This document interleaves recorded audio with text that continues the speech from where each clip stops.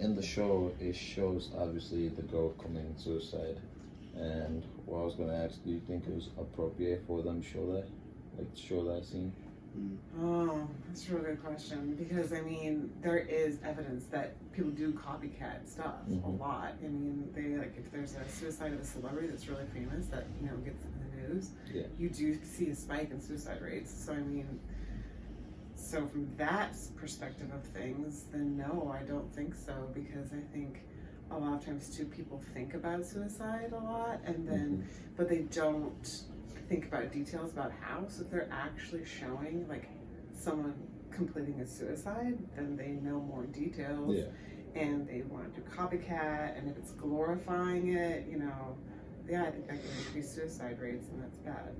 My question for you is, in the show, the girl, her name is Hannah, she goes to her guidance counselor, and she asks him, like, she tells him, like, that she was raped and she wants help, and he kind of says, well, if you don't tell me who it is, I can't help you.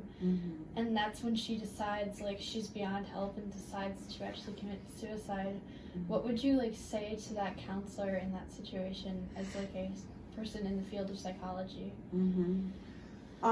That's so real. I think a lot of people get told that.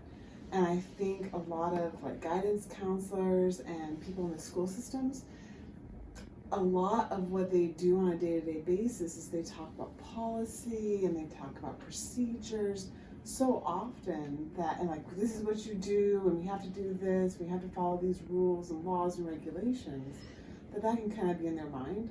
So when she asked for help, he might have been hearing, okay, we need to fix a legal situation, right? And so I need to find who it is, and I need to, you know, contact security or contact the police, right? Rather than thinking deeply and being present with her at that time to hear the kind of help she was actually asking for. And so when, I think if you're in the counseling field, you can get bogged down in those details, right, of all policy and things like that.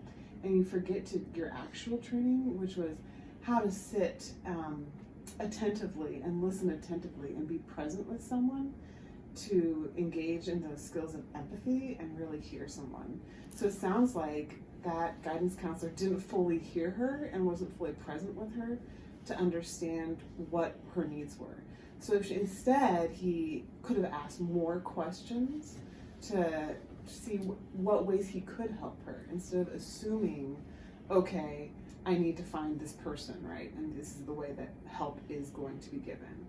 Then maybe that's what he could have done, rather than saying, well, I can't help you because of XYZ reason. Well, maybe you can help her in another way. Maybe you can keep asking questions, and maybe you can be the person that is finally hearing her. A lot of schools aren't equipped to hire psychologists or therapists. You know, a lot of times guidance counselors don't even have like a master's degree in counseling. You know, they might have a bachelor's in psychology, you know, depending on like there's a lot of states that have regulations now that say, you know, you can't have this job without this degree. But, you know, some places are just overburdened, and so they'll call them like a mentor, right? And that way I can hire someone who isn't qualified if I give them a different label. And so there's some systemic issues too in funding for people who actually have master's degrees to be in school systems. So he might not have been trained to know what questions to ask if someone has suicidal thoughts. You know, we always get told, like when we talk about people that have suicidal ideation, there's thinking about suicide, and then there's having a plan, right? Are you at the train station watching the train go by, or did you buy a ticket, right? So are you thinking about it and you're watching it, or are you like planning it? So either way, you need to get help and try to help this person. But, you know, the other one, if there's a plan, you need immediate intervention. So, but some people, you know, don't think about these, they get scared, they don't know what kinds of questions to ask a person. So, yeah. Hannah, who is the girl who committed suicide in the show, she lives a very basic high school life, and then pictures get shown around of her, things like that. she eventually does get raped. And then she eventually does take her life. And then there's another boy named, I forget his name, but he gets constantly picked on, things like that. Do you, I don't know, if you could think about it in high school, do you think getting picked on or showing, like pictures getting shown around, do you think that could eventually lead to depression, or do you think that's just a normal high school life? No, I definitely think that leads to depression. I mean, depression is so multifaceted, right? There's brain chemistry involved, there's genetics involved that make different proteins, so some people are more prone to depression than other people based on genetic heritage. And there's also like social factors involved too. So there's cognitive factors too. So one person going through the same social thing, they might cognitively reinterpret it a different way. So depression is just so multifaceted and so different. But yes, one of the things that can factor is a triggering event like pictures being shown around, right? Because especially when you're in high school is your world, and you guys are in college, but you're in a residential college. A lot of you guys probably live on the dorms, right? So it can be some kind of like that in college too, where it's your world, right? And we are social beings, and we are created to be social beings, to live and exist in a network of relationships. And right now here in college, that is your network, and that becomes your whole life. And same thing with high school.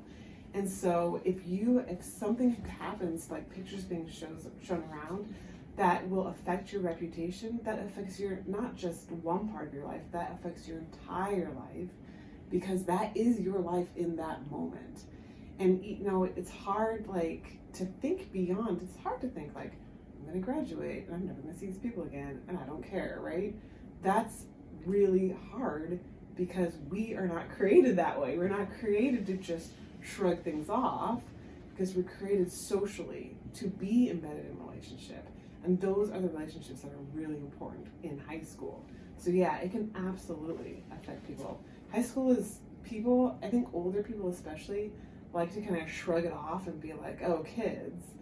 But older people, like to their disgrace, forget what it's like to be in high school. It's different because you can't know what you don't know. You can't know what it's like to be 40 because you haven't been 40, right? So you have no idea what the future's going to be.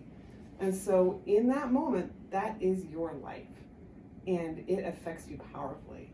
So yeah, I think it absolutely can be a triggering event that can make you depressed, especially like, once again, there's all these facets, right? If you have a tendency already, if there's other things in your life already, that could be something that just pushes you over and leads you to depression, yeah. Do you think the teenage audience or adolescent audience, do you think we're educated enough? No, I don't think so. I mean, could you ever be educated enough when you're 13? Like, you always need more education when you're 13. But that doesn't. Yeah. That comes back to the issue of monkey see, monkey do, right? With 32 Reasons Why. They finally, are exposing that idea of suicide, but now we're seeing that there's people copying it. Right. Yeah, absolutely. So maybe that's why there's a lot of media that like to suppress that idea of suicide, depression, mental health. They like to suppress it because of that mentality of monkey see, monkey do. Yeah, no, so in that vein, like, I think maybe, this is just what I've heard, right? But I think like media companies like Netflix would argue we need to talk about this, and it's important to talk about that. And I totally agree with that.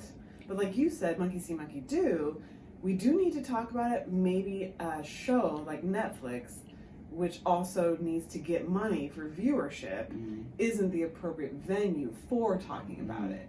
Like, I think about, like, I had a psychology class when I was in high school. It was nothing, right? I barely learned anything. I remember we took a grapefruit and we were supposed to pretend it was a brain, and we put like raisins, like, that's where your orbital lobe is. And I'm like, it was like, it wasn't good. And you learn nothing, right? And so then when I came to college and I learned about psychology, I learned so much. And I'm like, oh, that's what's going on in my head. Oh, I get it. Like, I'm learning how, like, cognitions affect emotions, and emotions affect behavior, and your behavior then can affect your environment, and that can then affect your cognitions, and you go in a circle. Like, that's enlightening stuff. Like, oh.